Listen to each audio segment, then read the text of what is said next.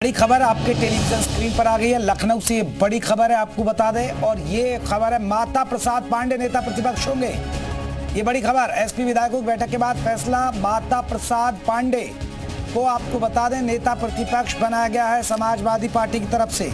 तो अखिलेश यादव की जगह लेंगे माता प्रसाद पांडे, क्योंकि अखिलेश यादव अभी नेता प्रतिपक्ष थे, लेकिन लोकसभा चुनाव जीतने के बाद वो अब संसद पहुंच गए हैं। अब नेता प्रतिपक्ष की कुर्सी खाली। पहले ये कयास लगाए जा रहे थे कि क्या शिवपाल यादव होंगे, लेकिन माता प्रसाद पांडे नेता प्रतिपक्ष होंगे। एसपी विधायकों की बैठक के बाद ये फैसला लिया गया है। तो बड़ी खबर आपको बता रहे हैं।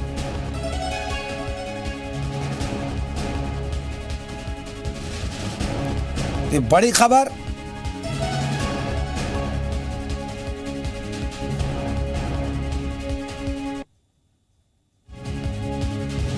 माता प्रसाद पांडे नेता प्रतिपक्ष होंगे।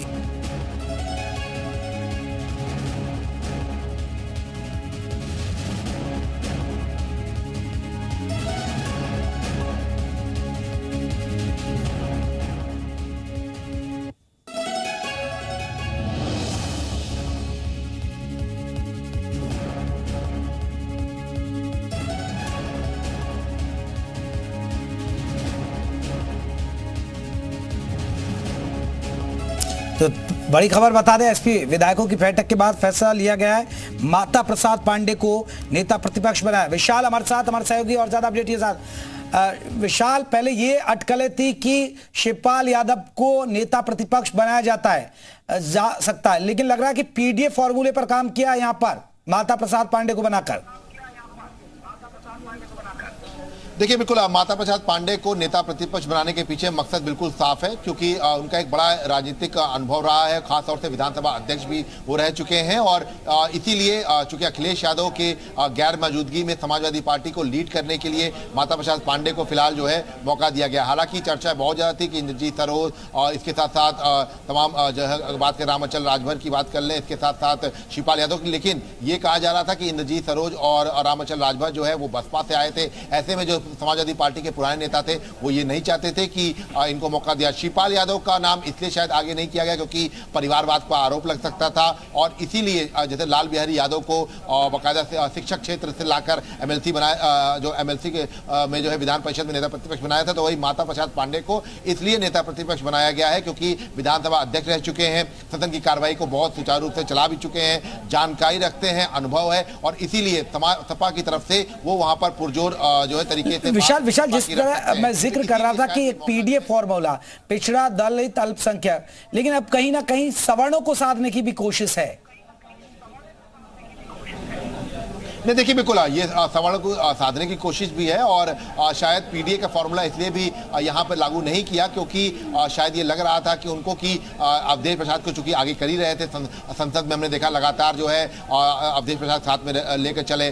सपा हर एंगल पर इस बात पे फोकस कर रही है कि पीडीए, तो हो सकता है कि नेता प्रतिपक्ष के मामले में चूंकि सदन के अंदर अब जो है ये कहा जा रहा है कि मनोज पांडे भी चूंकि अब सपा का हिस्सा नहीं है, ब्राह्मण चेहरा नहीं है, तो ऐसे में माता प्रसाद पांडे को जो है ब्राह्मण चेहरे के तौर पे लाएं और नेता प्रतिपक्ष की भूमिका है वो देकर एक बड़ा संदेश भी देने की कोशिश करें। तो इस तरह की चीजें भी जो है तो सवर्णों को भी साधने की कोशिश जो है वो माता प्रसाद पांडे के तहत होगी। फिलहाल इटवा से विधायक हैं सतीश द्विवेदी, जो यूपी सरकार में बेसिक शिक्षा मंत्री थे, उनको हराए थे इस बार, और इस बार जो है विधायक हैं इटवा से, और ये कहा जा सकता है कि उनका जो एक राजनीतिक अनुभव रहा है उस पर भरोसा जताते हुए सपा ने उनको फिलहाल जो है नेता प्रतिपक्ष की भूमिका दी है। इससे पहले भी आपको याद होगा कि अखिलेश से पहले भी नेता प्रतिपक्ष की भूमिका में राम गोविंद चौधरी रहे। हालांकि नेता प्रतिपक्ष की भूमिका में शिवपाल यादव भी रहे हैं, लेकिन शिवपाल यादव के साथ ये समस्या आ रही थी कि पार्टी में एक बात जो है एक रायशुमारी नहीं हो पा रही थी। इसके साथ साथ ये भी हो रहा था कि शिवपाल यादव को अगर नेता प्रतिपक्ष बनाया जाएगा तो पार्टी में इस बात को लेकर भी सवाल खड़े होने की परिवारवाद को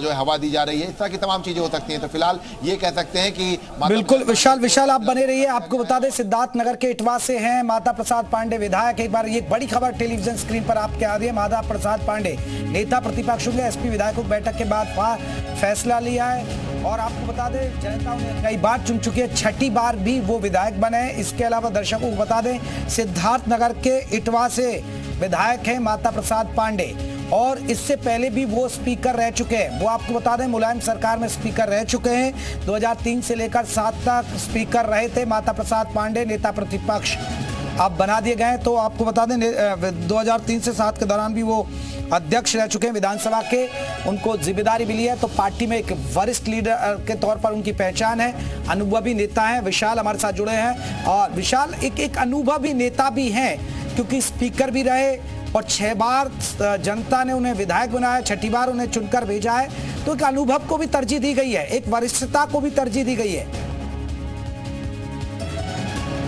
देखिए बिल्कुल, अगर हम बात करें तो वरिष्ठ नेता है माता प्रसाद पांडे और खांटी समाजवादी नेता माने जाते हैं और इसीलिए समाजवादी पार्टी में भी ये कह सकते हैं कि बड़ा संदेश भी दिया जाता है, देने की कोशिश है कि हम पुराने समाजवादी पार्टी के नेताओं को भी आगे रख रहे हैं। अवधेश प्रसाद को आपने देखा होगा, अवधेश प्रसाद भी खांटी समाजवादी माने जाते हैं। और अब अगर हम बात करते हैं तो माता प्रसाद पांडे भी समाजवादी पार्टी के एक बड़े पुराने नेता हैं। इसके साथ साथ देखिए आपको बताते हैं कि माता प्रसाद पांडे के अलावा भी महबूब अली और कमाल अख्तर और राकेश कुमार, आर.के. वर्मा, इनको भी जो है अलग अलग जिम्मेदारी दी गई है।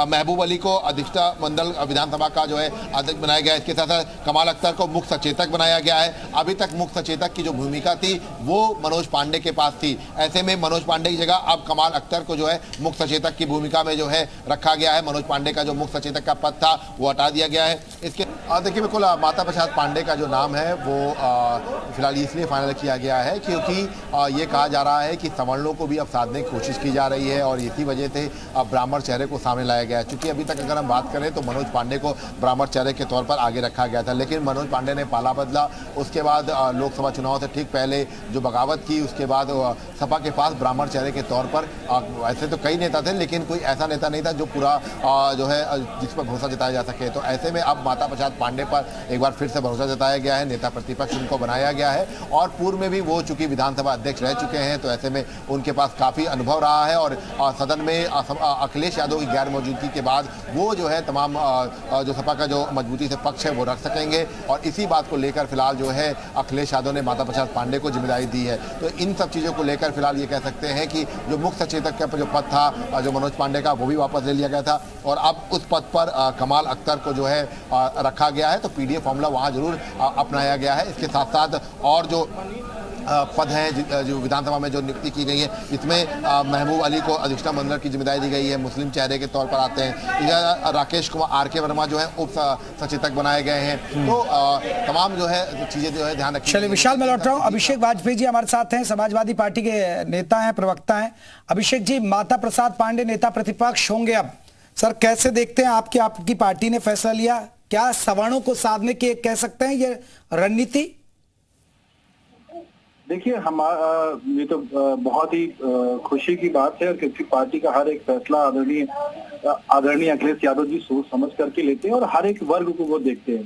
क्योंकि हमारा जो पीडीए का फॉर्मूला है उसमें पिछड़ा है, दलित है, आधा अल्पसंख्यक है, आधा अगड़ा भी है। उसमें देखिए हर एक वर्ग को हम साथ में लेकर के चलते हैं, कहीं पे हम किसी की अनदेखी नहीं करते हैं।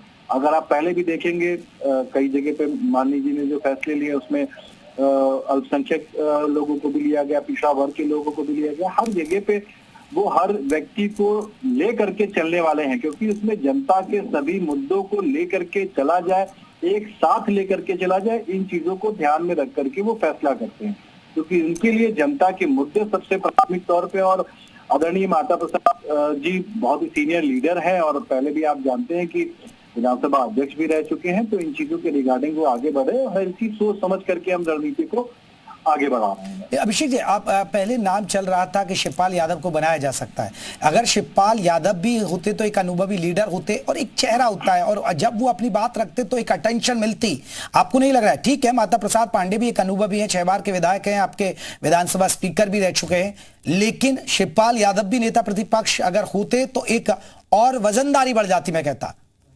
नहीं देखिए, ये ऐसा आपका सोचना हो सकता है क्योंकि जब माननीय जी कोई भी निर्णय लेते हैं तो उसमें चाचा जी के निर्णय भी सम्मिलित होते हैं और सब लोगों के निर्णय के बाद ही उनको आगे उस निर्णय को आगे अमली जामा पहनाया जाता है। क्योंकि माननीय जी कोई भी इस समय निर्णय लेते हैं तो वो सोच समझ करके लेते हैं किस जगह पे। देखिए परिवार में जब एक परिवार के सभी सदस्य जब बैठते हैं तो उन चीजों पे चर्चा होती है और चाचा जी ने भी अपना आशीर्वाद दिया है, प्यार दिया है और इन चीजों को आगे बढ़ाया भी है, रूपरेखा भी तय किया है। चलिए, बहुत बहुत शुक्रिया अभिषेक वाजपेयी जी। आपको बता दें हमारे साथ समाजवादी पार्टी के प्रवक्ता वो कह रहे हैं कि ये देखिए माननीय राष्ट्रीय अध्यक्ष अखिलेश यादव का फैसला है। राजेश चौधरी जी हमारे साथ बीजेपी की तरफ से जुड़े हैं। राजेश जी बहुत बहुत स्वागत है। राजेश जी, माता प्रसाद पांडे नेता प्रतिपक्ष होंगे, यानी अब विपक्ष की आवाज माता प्रसाद पांडे, यानी अब वो आपको देंगे। कैसे देखते हैं आज समाजवादी पार्टी के इस फैसले को आप लोग? देखिए, माता प्रसाद जी वयोवृद्ध नेता हैं और बहुत पुराने समाजवादी नेता हैं। सबसे पहले मैं उनको शुभकामनाएं देता हूं, बधाई देता हूं। और मुझे लगता है कि नौजवानों की बात करने वाली समाजवादी पार्टी उल्टी दिशा में जा रही है। भाई, उम्र के इस पड़ाव में आकर के वो कितना संघर्ष कर पाएंगे, क्या कर पाएंगे? अखिलेश यादव जी अपनी जेब में रखना चाहते हैं। सब यहाँ से दिल्ली चले गए। दिल्ली से जाने के बाद भी उनको जो है कोई नया नेतृत्व, कोई यूथ आगे ना बढ़ जाए, इसकी पूरी परवाह कर रहे हैं। लेकिन चौधरी साहब, अब एक अनुभवी नेता आपके लिए आपकी घेराबंदी करेगा ना।